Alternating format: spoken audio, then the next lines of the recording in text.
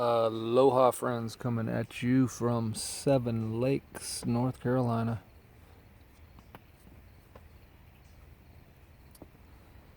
Let's talk today about karmic debt. Karmic debt. And just for your own simplicity's sake, if you just kind of think about karmic debt in terms of if it works similarly to how monetary debt works, then you could see how you could quickly get yourself in over your head, so to speak, and potentially cost yourself many, many lifetimes and reincarnations to try and balance your books. All right, so what sparked this for me was I watched a documentary about Indonesia and the genocide of East Timor in the late 70s, early 80s, I believe it was. And anytime I watch anything having to do with humans abusing, killing, murdering, torturing, raping each other, it pretty much messes me up inside, because where I come from, none of that shit goes on. So to end up in a realm where that is just normal, is very off-putting. And so early on in my life, my whole thought process was, I need to get the fuck out of here. I'm in the wrong place. I'm in the wrong place in the wrong time. I need to get out of here. So I had a lot of suicidal tendencies when I was younger. All right. So, but I grew up and eventually woke up. And so that's the beauty of waking up, is that everything makes a lot more sense after you wake up. But so back to the documentary, I was, trying to reconcile and come to terms with how do, let us say, fellow countrymen who have grown up together, if you will, lived together, lived on the same landmass, it's just pretty much a big, huge island, Indonesia is. And it's such a beautiful, tropical, gorgeous, wonderful place, it seemed like to me. But the next thing you know, this ideology of politics comes along, this filthy, dirty, disgusting ideology that goes hand in hand with religion, and you could really say science. These are just different belief systems, and within these belief systems are all these smaller fractals of that belief system, of the main hub of the belief system, right? So all of a sudden, some disgusting love of money egos decided they needed to get some of the resources in that area, and all these poor peasants and countrymen people are pretty much in the way, standing in the way of progress. They call that shit progress, right? When they can go in and rape the land and turn it into fiat currency, that's progress to an ego. That's how stupid egos are. That's how dumb they are and unenlightened. I'm sorry to be so blunt about it, but it's just how blunt you got to be about it. When people are killing, torturing, and raping their own fellow countrymen for a little bit of fiat currency, they're clearly ignorant as hell. So somehow these people, ended up in positions of authority. What a word that is, authority. What's that mean? It means you can treat your fellow humans like shit. And here's a gun just to make sure nobody beats the hell out of you for acting like such a jerk. You could just shoot them or kill them or hit them with the gun or whatever. So that's what happened. That's, in a nutshell, that's what happened. The wave of insanity swept through, pushed this time by political ideology instead of religious ideology. And the dirt poor countrymen, people living out on and in the land, well, suddenly they were enemies. Suddenly they didn't believe right, they didn't think right, and so they needed to be pretty much exterminated so that progress could happen. So I'm watching this, I'm thinking, God dang, man, I sure do hate humans. I hate humans. And then I was tied up with that for a while, that whole thought process and feeling. And then, I started thinking it through more and trying to transmute it and come to terms with it and reconcile it, because that's kind of one of my functions here is to hopefully help humans reconcile their own issues and problems. And so I'm trying to ask myself, how this even happens. Like, how do humans go from living in peace together and pretty much getting along to what essentially is, I don't even know if you could call it civil war, because one damn side's armed and backed and has all the supplies, and the other is just poor people on the countryside, like I said. So that's not really a civil war. That's why it's called genocide. One side's armed and gonna just murder and slaughter and rape and torture the other side for thinking wrong. They don't even think right.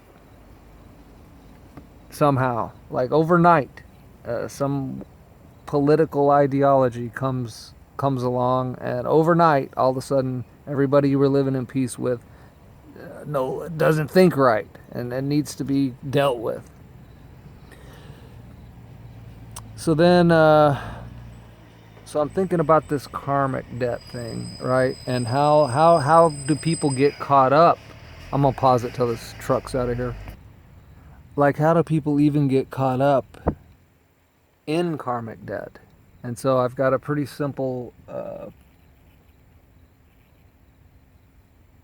example I'm going to give you, and I'm going to put it in terms of in our lifetime, but this just to make the example easier. You could extrapolate this out over hundreds, even thousands of years potentially. But let's just say there's a general during World War I, and he's arrogant as can be. He's full of pride. He's totally embraced his egoic lower self. And again, he's been given authority by apparently somebody with a higher authority. It's funny how these egos get this idea of authority going within themselves, and that just basically drives them to become callous, heartless fools. That's all egos do. That's all they are. Right? And so somebody's told him, oh, you have authority and you can command the army. And so now he's standing on a hillside in his arrogant, egoic self, looking out over the battlefield, and at his very word, at his very command, hundreds of men march into battle and begin to slaughter and murder and maim and fight each other. Right? So he thinks he is really something, standing there on the hillside, watching all this at his command. But see, he's ignorant and foolish because he has no idea the depth of karmic debt he's getting himself into. Right? And so he accrued a massive amount of karmic debt by playing that role. And his side ended up losing, and he got his ass captured, tortured, and killed himself. So good riddance. Hopefully you'll do better next time. Well, so then he reincarnates, and again, I'm just doing it in a short time frame for simplicity's sake. But let's say he reincarnated, and this time he's in World War II. He's reincarnated himself into a place where he's going to get caught up in World War II now.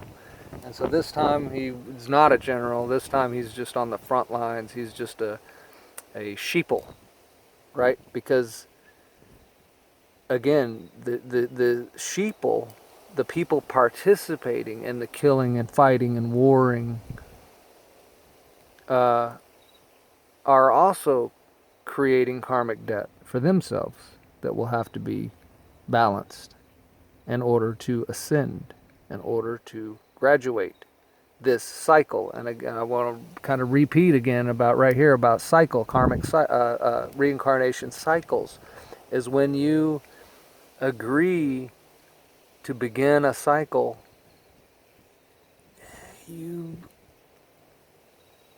it's a very thought out, very, if you will, heartfelt, sobering decision to make, because there's no guarantees in terms of how long you're going to be involved in this.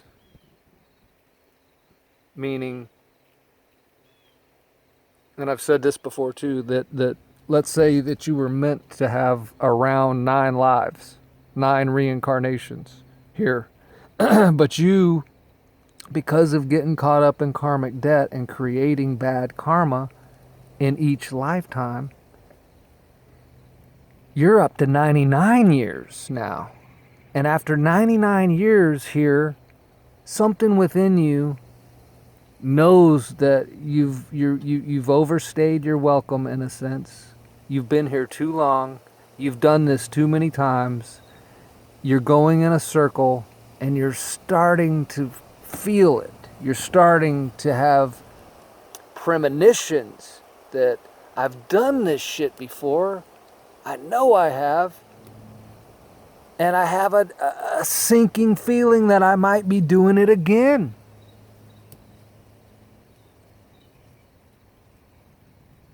But not knowing why, not having any idea of all the stuff that has been forgotten. Right? So you need to balance your karmic debt to get out of here. That's my point of this. Everybody, in order to get out of this realm and out of this cycle, out of a cycle, because you could do numerous cycles. Like, I don't think this is my first cycle.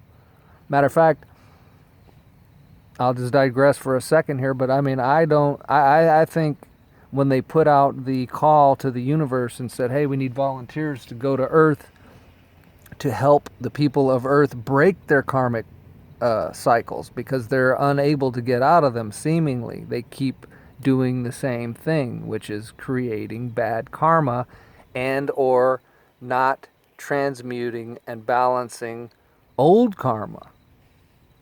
So when they put the call out to the universe for volunteers, I volunteered. I was one of the people, and you might be one too. I think a lot of us that are conscious right now and coming out of the matrix, the first people that are coming out of the matrix are potentially these volunteers, because here's the thing. We want to, let's say that the outside world, if you will, looking in on Earth, sees the plight of the Earth and its people, but also they don't violate free will. They don't violate the law of free will. So they can't just show up like a lot of people are thinking, oh yeah, aliens are going to come in ships and they're going to set us straight. No, they're not. No, they're not. Why aren't they? Because they're not going to violate the law of free will. Now, can you see something in the sky? Sure. Does that violate free will? No, because you don't know what it is. Right? You don't know what that is. So they're not going to violate free will. That's the way this works. You agreed to this when you came here, before you came here. But you didn't think you were going to get stuck here. And that's the thing with a lot of people here. They didn't expect to get stuck here, meaning not the people that volunteered, but the people that were in their, let us say, original reincarnation cycles, where they were just coming to experience being a human and being in physicality and gaining experience in the areas that they wanted to work on. That's what Earth's about. That's what incarnation in the first place is about, is to come here to work on specific things that you want to work on and gain and garner various experience, not to go create bad karma and loop for 99 years. But that's what's happened. And so that's what the volunteers are doing here, because we're not violating free will by telling you this. See, I'm not violating nobody's free will. I came into this thing to deal with it from the inside. So I'm an outsider that's now on the inside, and potentially you are too, because we're doing this from the inside and we're not violating nobody's free will. We're sharing knowledge and information as fellow humans that came in the same way everybody else did, through the birth canal, right? So but the trick for, even for volunteers or anybody else incarnating into this world or any worlds, is you don't know that you're going to wake up. You don't know if you're going to wake up in time, even, meaning time to make the difference, time to reach the people, time to shake up and shift the collective consciousness. So luckily, I at least I feel like I did. You know, I have the whole second half of my life ahead of me, and I'm going to be doing nothing but this the rest of my life, for sure. Helping people break their karmic cycles by realizing you have to balance your karmic debt. And the best way to begin to do that is to not create negative karma to start with. So you don't get involved in egoic, stupid ass shit that's all ego. And this whole place is designed around ego, right? This whole entire construct. And I love how, and forgive me, I'm not remembering your name, Melissa, I think, maybe. Somebody I just found on YouTube through Fire Drake. A lot of this came about. I was commenting on one of his videos, and then, you know, I'd already been like thinking about all this and wrestling within my own self with all of this, and had some epiphany. I had an epiphany whilst I was commenting on Fire Drake's video, and he was telling me about Melissa. I think her name might be Rebecca, or I'm sorry, I just don't remember what the name is right now. I just came across her last night. And so I jumped on over to play one of her videos, and immediately was resonating with her thought process, and very impressed. I mean, this woman, in my mind, she's in her 20s, so she's young, but she speaks as an old soul. She's got a lot of wisdom coming out of her, especially for somebody as seemingly young as she seemed to me to be. So I was very impressed with her, and subbed to her channel and stuff. And so I'm kind of losing my train of thought. I was going to tie all that in with something here, but let's jump over to so I started thinking, you know what, I bet since everything's connected, there's all these layers, right, to everything. Layers to physicality, layers to consciousness, layers to everything. It's all layered. And the layers are all, you know, an onion, you wouldn't say one layer of an onion is disconnected from the other layer. No, they're all right there on top of each other, right with each other, but the outer layer may have no knowledge of the inner layer. You know what I mean? To put it in a human thinking term. So I started thinking, I bet that wherever you reincarnate on the earth plane itself is corresponding in some way to organs of the body. And that the more karmic debt you owe or you have is going to put you in a place when you reincarnate that you're going to be able to deal with that karma. And if you got a whole lot, then you're probably going to end up in a place that's not very desirable, like the bowels. All right, and I've got a couple of things I wrote here, like the bowels corresponds to Antarctica, right? A cold, desolate, southern, if you will, locale.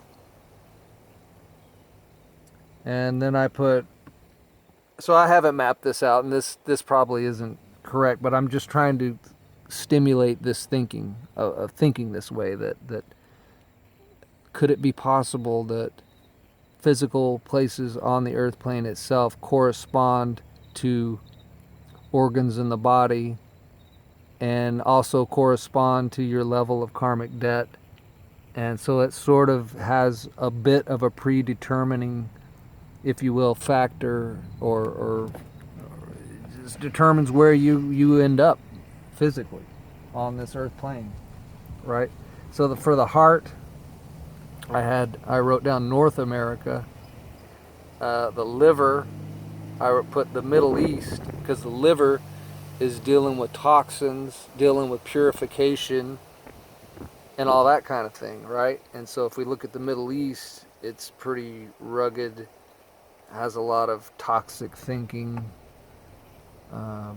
Not all of it, and again, this is just off the top of the dome with just, so that for the brain, I put Hyperborea, brain, top of your head, top of the body. Hyperborea is north, Hyperborea is north of the North Pole. And so they correspond.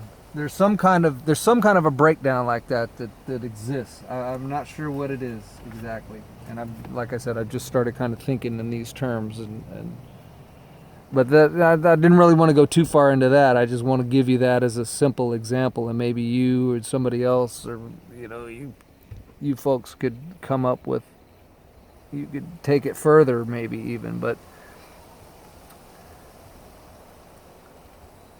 so to reconcile the Indonesia genocide video, then, right, I thought, okay, so the general was in World War II, then he reincarnated as somebody that got caught up and involved in the general was in World War I, then the next person, then he reincarnated and got caught up in World War II, right? Then he reincarnated and reincarnated in Indonesia as just a simple, poor peasant person living on the land. And all of a sudden, this wave of terror sweeps through the area, and he finds himself being chased and hunted and stalked or whatever through what to him is his homeland, and like an animal, murdered in cold blood, basically. All right, but before he reincarnated into that situation, he chose to. That's what I'm getting at. He chose to go that route. Because why? Because when you're outside of physicality and you're outside of human existence, you see the bigger picture much clearer. You see your karmic debt very clear. You realize, oh my God, I totally made a mistake by being a general in the army, and then I turned around and did it again and totally made a mistake to be a fighter in World War II and participated in creating negative, bad karma. And so you're given options before you reincarnate. Look, do you want to transmute 3 lifetimes worth of bad karma? Because you can. You don't have to. It's a choice. You can. Well, how would I do that? Well, you could reincarnate as a peasant in Indonesia, because in the late 70s, early 80s, a wave of terror from a political ideology is going to sweep through the area, and a lot of seemingly innocent people are going to be just killed, murdered for no reason.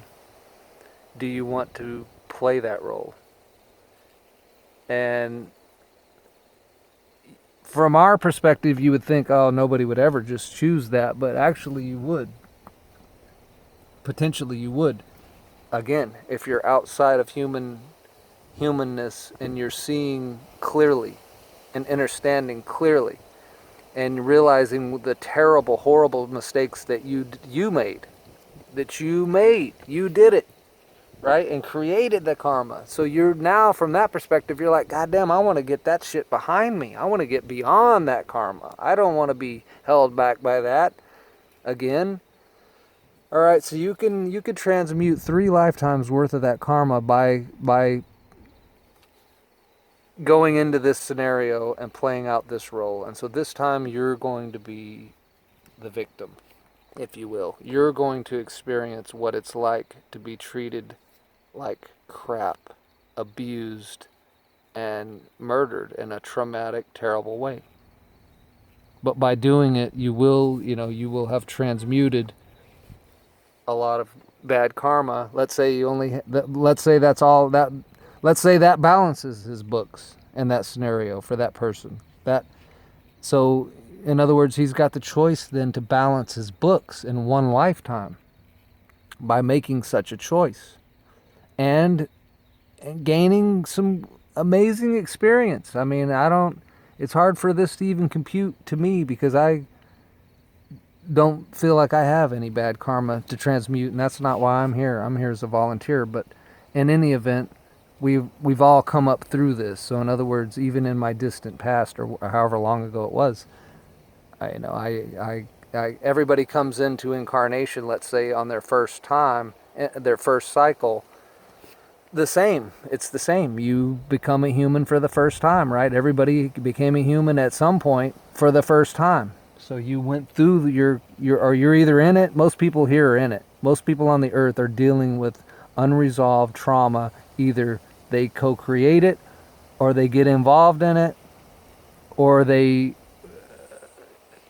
are learning how to transmute, cope, and deal with and reconcile it within themselves. So in other words, everybody on this earth plane down here is in some way, shape, or form dealing with and learning about trauma and karma. All right. So the dude balanced his books by making that choice, by playing that role, by playing that part. And it's just very hard to understand any of that from our perspective. So you have to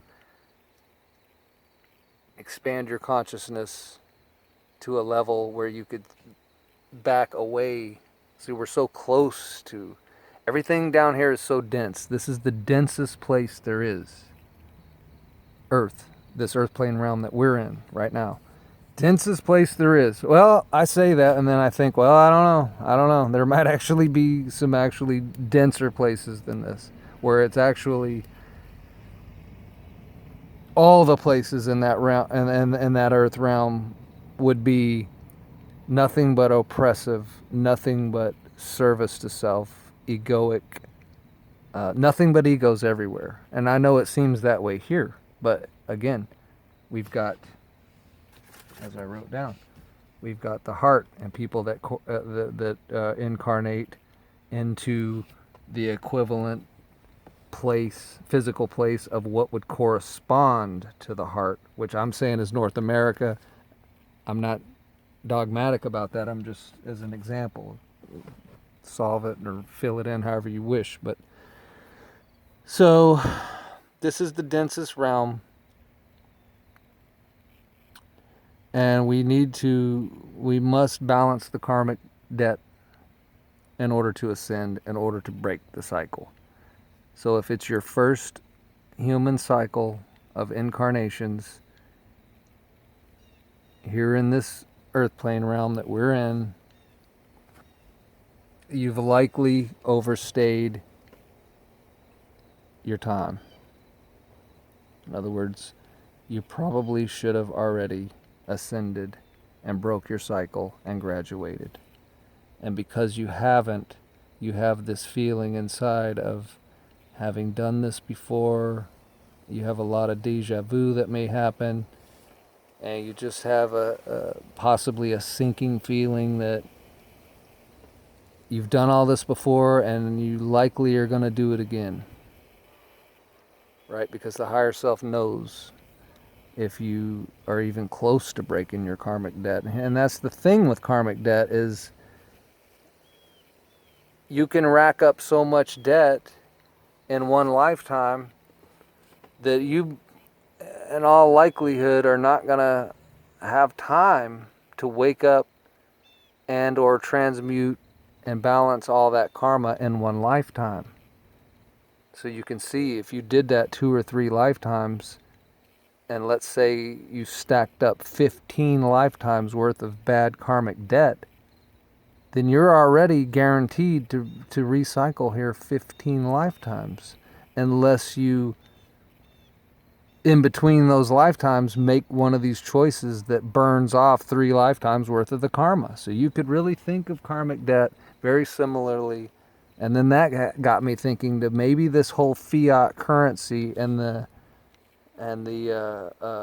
interest rates and all that kind of shit that goes with that is literally mimicking and copying the karmic debt and the way that that works. And so maybe they got that whole idea of debt and interest and all that shit from knowing about this, of how karma works and how incarnations work and all this. And maybe they just plagiarized the idea and turned it into fiat currency and this whole construct that we're in now, knowing that these people are never going to get out of here. Never. Why? Because we're gonna make the whole place revolve around ego. We're going to have the whole place revolve around overemphasis on physicality, like she was saying in her video, overemphasis on looks and appearances and the outward mask, right? The outward show, the character, the actor. And these people will never see through this. They'll never figure this out. They'll never get out of here. But you will get out of here. You will get out of here. That's why people like me are here right now. I'm telling you, you will get out of here if you, and I don't even know what to say after that. If you, ... But you will get out of here. Maybe not this lifetime. I'm not saying that. I'm not saying, oh, this lifetime for sure you're getting out. I don't know. I don't know how much karma you have. If you're here in America, you probably don't have a lot of karma. Again, you incarnated in a place where people that don't have a lot of debt, or maybe even don't have any karmic debt. See, that's another thing. Well, if you didn't have any karmic debt, I suppose you wouldn't be reincarnating in the first place. So again, it would come down to, are you here as a volunteer? Or are you still in your cycle? So anyway, I should probably leave it at that. Let me see what my time is. 32 minutes. Not too bad.